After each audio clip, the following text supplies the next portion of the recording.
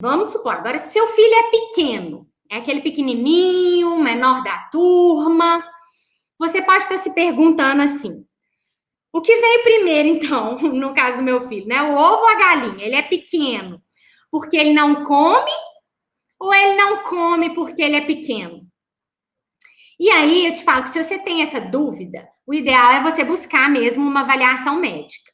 Por quê? Porque você pode estar com uma percepção equivocada de que ele come pouco, por exemplo, mas ele pode comer normal para ele, né, que é pequeno, e uma expectativa aí fora da realidade gera estresse na mãe demais, né? E a mãe acaba tendendo a pressionar a criança a comer, né? A utilizar estratégias de estímulo para comer, que na verdade são pressão. E isso tende a desencadear mesmo uma dificuldade alimentar verdadeira. Se a criança não tinha, ela vai começar a ter.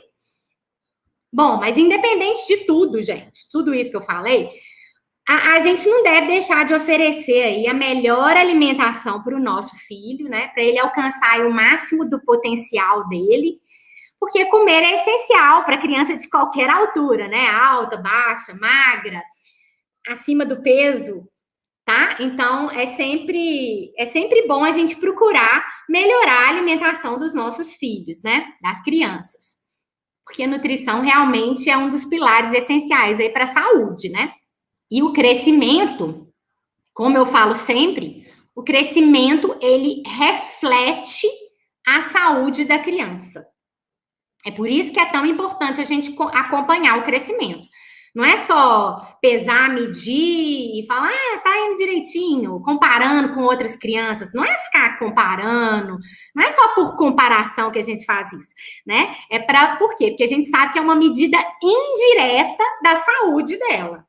Então, se ela está crescendo dentro do canal dela, que seja baixo ou alto, né? Dependendo da família, se ela está crescendo dentro do potencial dela, é porque ela está com boa saúde, tá? Aliás, gente, eu vou aproveitar aqui para reforçar o conceito de crescimento da criança, tá? Porque quando eu falo de crescimento, eu não estou falando só em termos de ganho de altura, tá? Eu estou falando também de ganho de peso.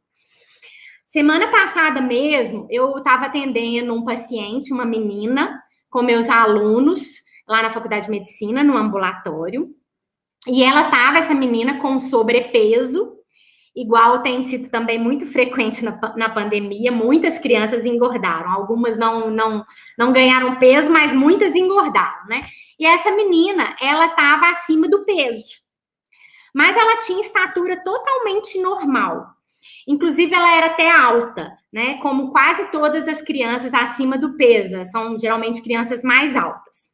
E aí, no final da consulta, a paciente tinha até já ido embora, a gente tinha orientado tudo. No final da consulta, eu perguntei para os alunos assim: e aí, quais são as hipóteses diagnósticas para essa criança? Vamos pensar. E aí, a gente sempre faz 4 hipóteses básicas, que é crescimento, desenvolvimento, alimentação e vacinação. Fora os problemas que a gente detecta. E a primeira hipótese de crescimento, eu perguntei, como que estava o crescimento dela? Aí os alunos falaram, tá normal, estava normal. E não estava, né? A menina, ela estava com uma altura normal, mas ela estava acima do peso. Então, o crescimento estava inadequado, tá?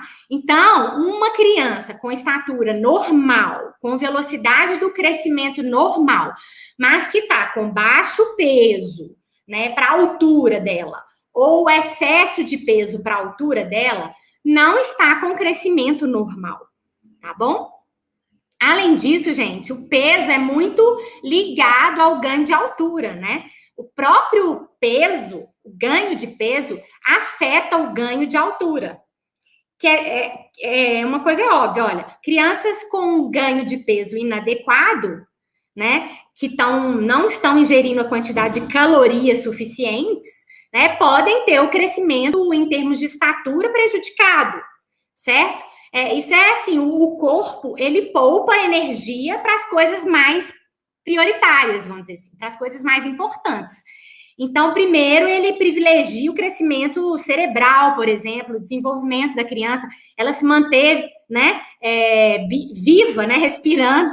Então, falta energia, primeira coisa, ó, para de crescer, porque não é prioridade crescer, né?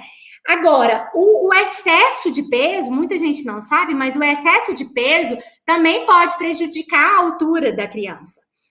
Geralmente, as crianças acima do peso, por alimentação inadequada, estilo de vida sedentário, né, por hábitos inadequados, geralmente ela é uma criança alta, tá? Mas, porque ela come muito, né, muito carboidrato, insulina, que é um hormônio, aumenta muito, isso faz ela ficar alta, mas esses mesmos hormônios também avançam a idade óssea, a puberdade é mais acelerada, essas meninas tendem a ter uma maturação óssea mais acelerada, uma puberdade mais rápida.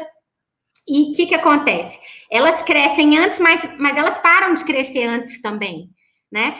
E podem ficar com o crescimento estatural prejudicado pelo excesso de peso, tá? Então, tanto o excesso de peso quanto o déficit de peso podem alterar a altura da criança final, a altura daquele indivíduo, a altura final.